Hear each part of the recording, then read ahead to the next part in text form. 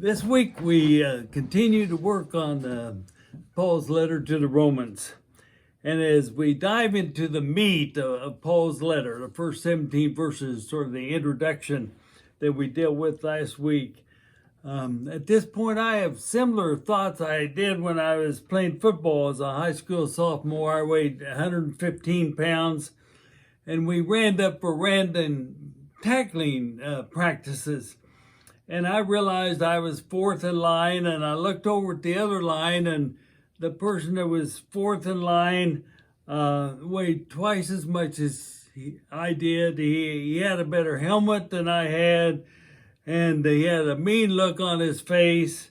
And my thoughts of trying to tackle him were, I think I made a mistake signing up for this gig. Or, how can I get out of this predicament I'm in?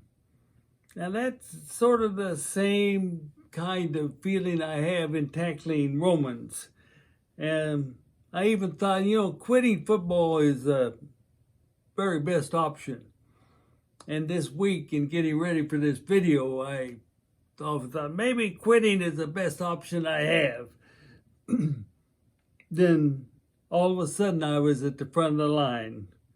Bam. Wow.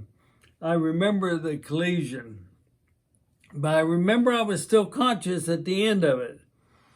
And my hope in the coming weeks is that I'm still spiritually conscious at the end of this gig. As a preacher, we have the privilege of choosing a text and sort of running with it to intersect the issues that are facing the congregation to whom we preach. And we can avoid some texts that are sort of difficult to deal with in the lives of a congregation. They seem to be irrelevant and difficult to interpret.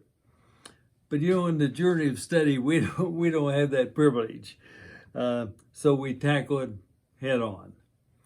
And this week we tackle Romans 1:18 to 32 and chapter 2, 1 to 16. And in chapter 1, 18 to 32, Paul addresses what he calls the idolatry of all humanity. All humanity, because of the created order and the mystery of creation. They knew that there was a creator. All humanity knew that there was a creator. And therefore that creator must be worshiped and honored. And that's the role of humanity, to worship the creator. So there's no excuse. They knew that there was a God. All humanity knows that there's a God. Idolatry, the problem of humanity is, according to Paul, was that humanity exchanged the authentic God, the creator God, for the counterfeit idolatrous worship of the creatures, including human beings, rather than God. The illustration that Paul uses for this exchange was the same-sex practices, which according to Paul illustrated the exchange of the natural order, heterosexuality, with homosexuality, the unnatural same-sex relationships. Now, of course, we know that in 2021, this just raises all kinds of issues with all of us. One thing we have to recognize is that sexual exploitation of one person over another was a part of public exhibitionists in terms of sexuality. And in Paul's age, they related one human being to another on stage for the witness of thousands. not too much different than today in terms of what we face in terms of our entertainment world, but it was Paul's age. It was real. It was present in most every community. Now, many today simply take these words of Paul in Romans 1 and they throw the baby out with the bathwater. They say if that's where Paul was at that time, Paul is to be disregarded in all of his thinking. Let's not just take the one issue here and say, let's deal with this one issue. They just throw Paul, the baby, out because of this stance. But in reading the text carefully, Paul was only using the same-sex relationships as an illustration of the idolatry of humankind, exchanging worship of God with the worship of human beings. So the same-sex relationships were an illustration of what he felt was a common idolatry of humankind. So another alternative, rather than throwing the baby out with the bathwater, is to really examine Paul's thought about what idolatry is all about.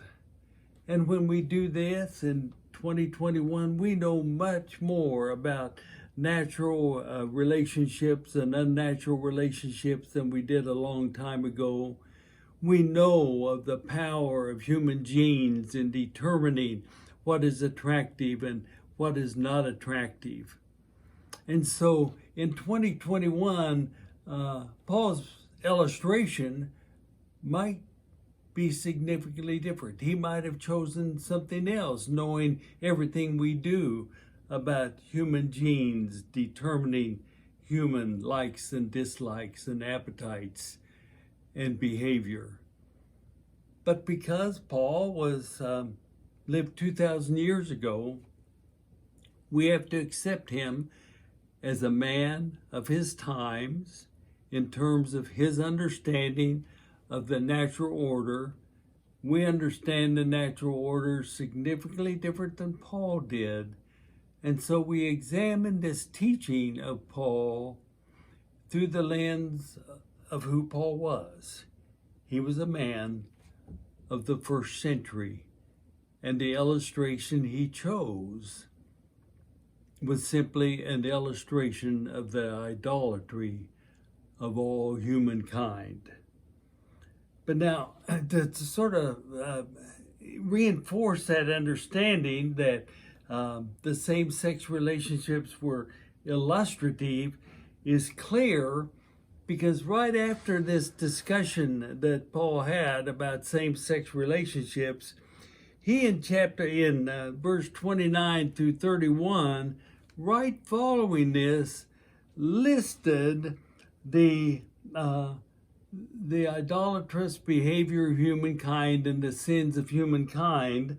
And he writes, they were filled with all manner of wickedness, evil, covetousness, malice, envy, murder, strife, deceit, malignity. They're gossips, slanderers, haters of God, insolent, haughty, boastful, inventors of evil, disobedient to parents, foolish, faithless, heartless, and ruthless. You see, he didn't even mention same-sex relationships, as he listed all those behaviors of humankind that were illustrative of idolatry. And so I think it's pretty clear. His reference to same-sex relationships was indeed an illustration according to his understanding. But quite frankly, he didn't list it as he listed all of those different sinful expressions of humankind. You see, what he was really getting at was this understanding of idolatry and sin. Therefore, God gave them up in the lust of their hearts to impurity among themselves, to the dishonoring of their bodies, because they exchanged the truth about God for a lie, and worshiped and served the creature rather than the Creator, in verse 24 and 25. That's what Paul was talking about, was the problem of all humankind. For he said all humankind had this problem, that the understanding of humanity, the problem was that they were unwilling to abide the righteousness of God. And this is where he begins his letter. For he claims, he uses the word claims, they claim to be wise, all humanity.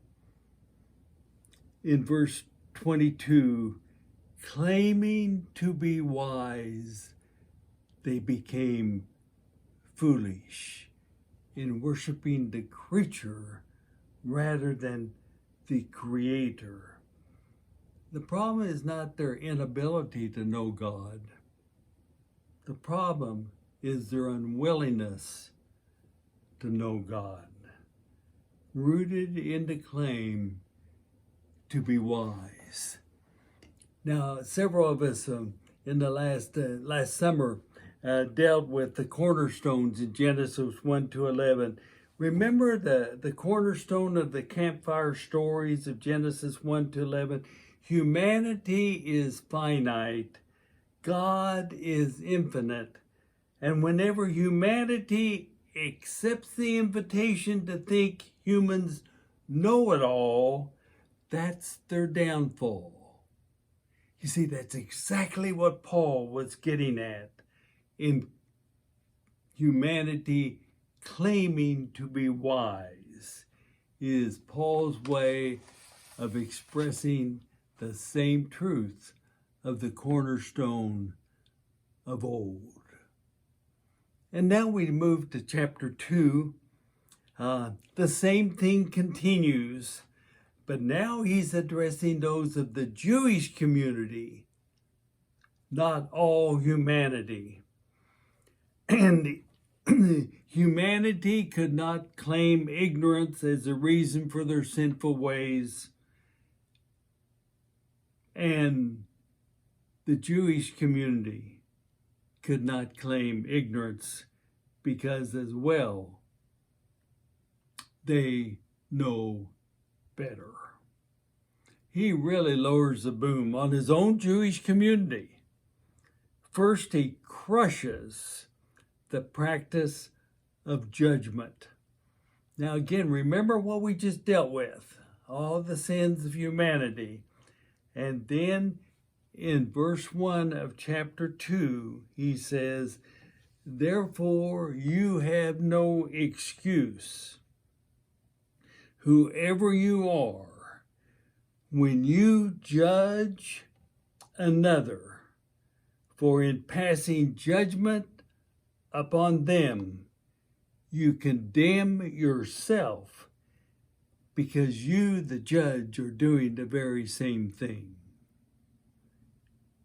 You see, the Jews really thought that they knew better, they were better, they were chosen.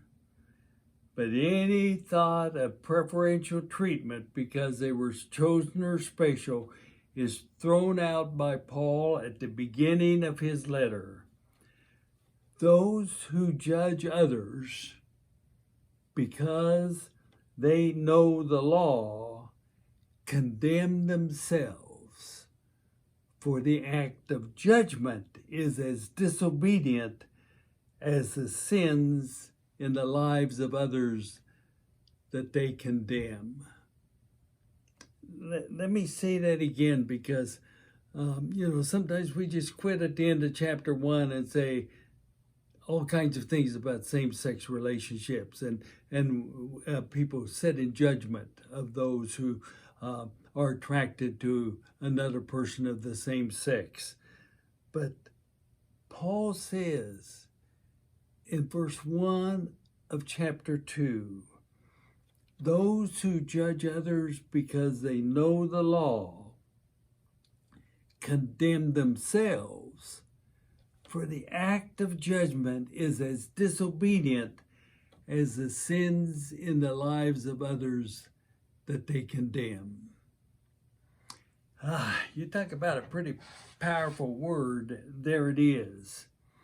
And then we move on to verses 7 to 11, and God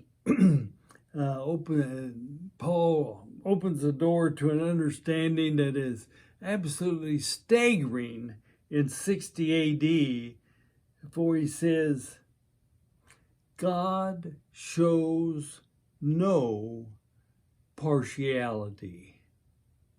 Indeed, that's a quote from Romans 1:11. God shows no partiality among human beings. You see, the hearers of the law have no advantage, for what matters is whether or not you're a doer of the law. Deuteronomy 6:4, love the Lord your God with all your heart, soul, and might.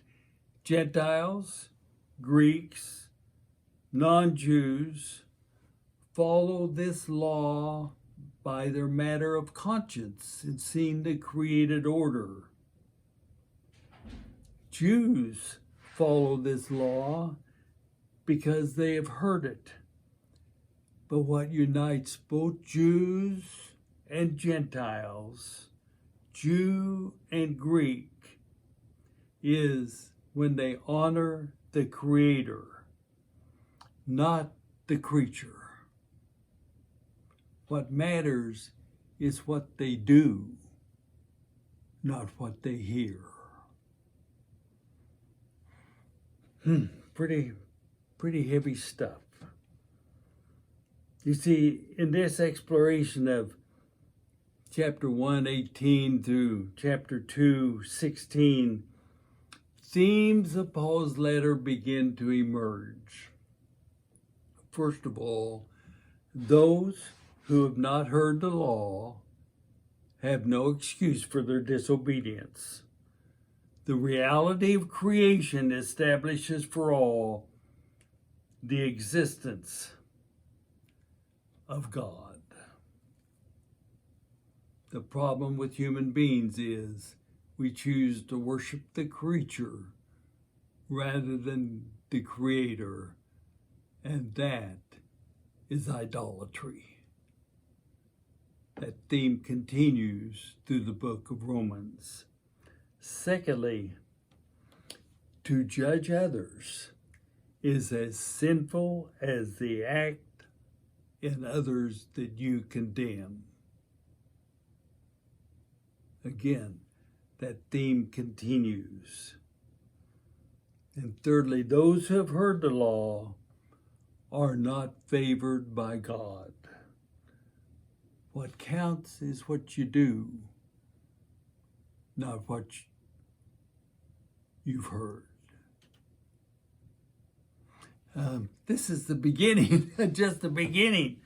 Now you know why I sort of feel like I did when I was in that tackling practice many years ago. But here's some questions that you might reflect on in response to what you've heard. First, one of the traditional foundations for the understanding that same-sex relationships are sinful is that they are unnatural and therefore against the created order.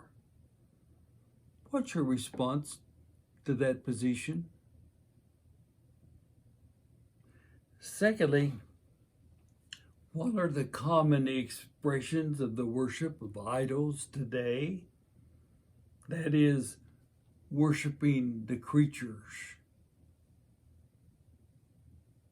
human beings, rather than the Creator? Another question, what's your response to Paul's understanding that judging others is as sinful as the acts of others which are being judged? And finally, is the understanding that God shows no partiality, no favoritism, freeing or threatening to you? Hope you've enjoyed the journey. We'll talk about it on Sunday. Thank you.